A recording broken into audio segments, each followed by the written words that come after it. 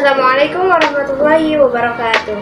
Saya Egy Gustilawati, mahasiswa IAIN Syekh Nurjati Cirebon, Fakultas Usuluddin Adab dan Dakwah, jurusan Ilmu Al-Quran dan Tafsir. Di kesempatan kali ini, saya akan mempresentasikan sebuah mata kuliah tafsir kontemporer yang bertemakan Pemikiran Tafsir Farid Kontemporer Eshak. Saya percaya bahwa transenden Tuhan telah dan sedang ikut campur dalam sejarah. Intervensi ini bagaimanapun tidak terpikirkan kecuali dalam kerangka keberadaan manusia di bumi. Warisan keagamaan umat Islam Afrika Selatan serta komitmen akan warisan itu mendorong kami menemukan cara-cara baru untuk menerangkan cara Tuhan mengatur dunia yang di alamnya manusia senantiasa berubah. Kutipan tersebut saya ambil dari tulisan Farid Eshak dalam bukunya yang berjudul Membebaskan yang Tertindas, Al-Quran Liberalisme dan Pluralisme. Sebelum saya lanjut pembahasan lebih jauh lagi, saya akan membahas biografi seorang Farid Eshak. Nah, siapa sih Farid Eshak itu? Farid Eshak adalah seorang mufasir kontemporer yang lahir di Cape Town pada tahun 1959. Nah, Cape Town ini adalah sebuah kampung yang kumuh lagi terbengkalai di daerah Afrika Selatan.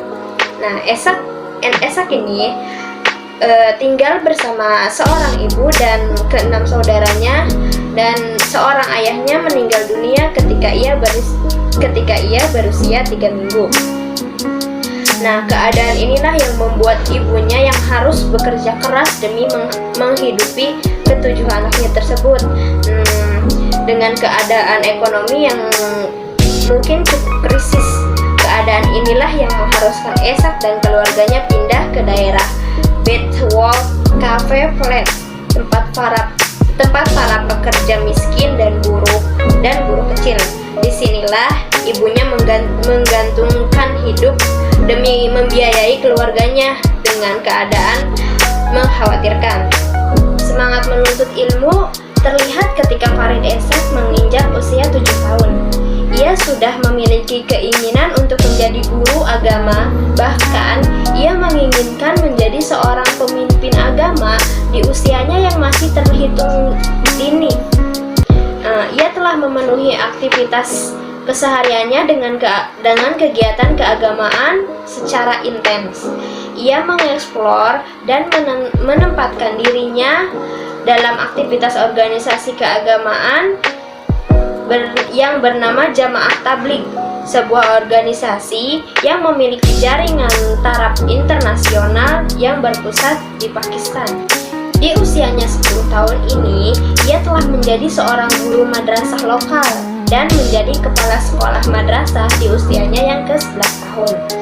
Nah, ini sebuah fakta yang menarik dari perjalanan seorang ahli tafsir dengan corak hermeneutikanya yang khas sedari kecil telah dihadapkan dengan himpitan dan keterpurukan yang mendalam, namun diberikan keistimewaan oleh Allah Subhanahu wa Ta'ala untuk menjadi seorang yang besar dan dikenal banyak orang, terutama di kalangan para akademisi.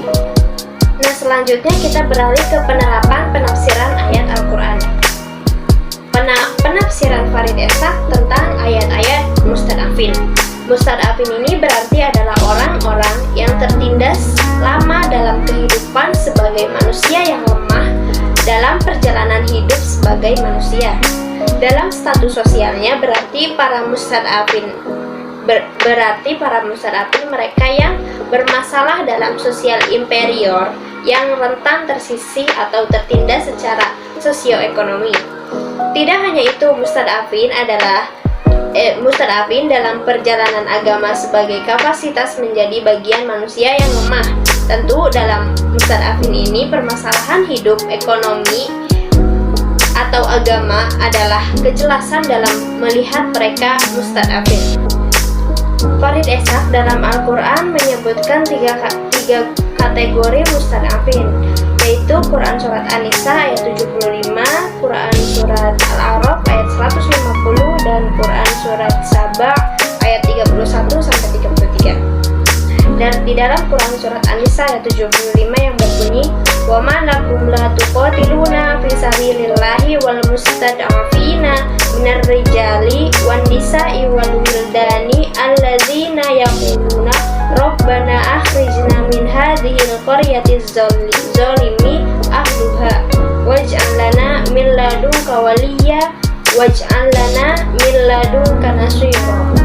Yang artinya, mengapa kamu tidak berperang di jalan Allah dan membela orang-orang yang lemah dari kalangan laki-laki, perempuan, dan anak-anak yang berdoa, "Wahai Tuhan kami, keluarkanlah kami dari negeri ini yang didudukinya zalim. Berilah kami pelindung dari sisimu dan berilah kami penolong dari sisimu." Pandangan Farid Ishaq tentang Al-Quran, tafsir, dan takwil jika dilihat dari lingkup sosio, historis, dan linguistik yang tercermin dalam isi, gaya, tujuan, dan bahasa Al-Quran serta kontekstualitas yang berbeda antara ayat-ayat Makkiyah dan ayat Madaniyah, maka Al-Quran adalah wahyu yang merupakan tanggapan atas masyarakat tertentu. Pembacaan Al-Quran secara sepintas memperlihatkan bahwa walau diklaim sebagai petunjuk bagi umat manusia, tetapi secara umum dituju kepada orang-orang Hijaz selama periode pewahyuannya. Terkait dengan pandangan Ishaq tentang tafsir dan tawil, dia hanya menyatakan bahwa selama ini untuk dapat menggali makna Al-Quran ada dua istilah yang sering dipakai dalam aktivitas interpretasi, yakni tafsir dan takwil. Tafsir dalam bentuk kata benda hanya muncul satu kali dalam Al-Quran. Akar kata tafsir adalah fasaro, yang berarti menjelaskan atau menguraikan, atau asfaro yang berarti memecahkan. Sedangkan takwil dari kata awala yang berarti mengartikan atau menguraikan. Menurut Ishaq ada beberapa hal yang membedakan antara hermeneutika dengan tafsir dan takwil ini, yaitu yang pertama, dalam tafsir dan takwil persoalan penafsiran senantiasa dialami dan diselesaikan secara aktif dan gradual, yakni menyangkut keseluruhan ayat-ayat Al-Quran atau berkenaan dengan situasi khusus yang melingkupi turunnya ayat tertentu. Yang kedua, tafsir dan takwil lebih banyak berurusan dengan seperangkat aturan, metode, atau teori interpretasi ketimbang menekankan pentingnya penafsiran aktual untuk diterapkan pada masa tertentu. Teori interpretasi yang dijelaskan dalam tafsir dan takwil disistematisasikan dalam bentuk prinsip-prinsip khusus dan kemudian diberlakukan pada siapapun yang hendak melakukan aktivitas penafsiran. Yang ketiga yaitu produk penafsiran yang dihasilkan melalui tafsir dan takwil dalam khazanah Islam klasik dalam mengalami kategorisasi ideologis sedemikian rupa sehingga produk tersebut menunjukkan afiliasi ideologi, periode, dan aspek historis penafsirannya. Nah, Farid Ishaq menggunakan hermeneutika sebagai alat bantu dalam mengkaji serta menganalisis Al-Quran dalam kerangka pembebasan masyarakat Afrika Selatan, sehingga penafsiran yang dihasilkan benar-benar dapat menjawab problem yang dihadapi masyarakat Muslim saat ini.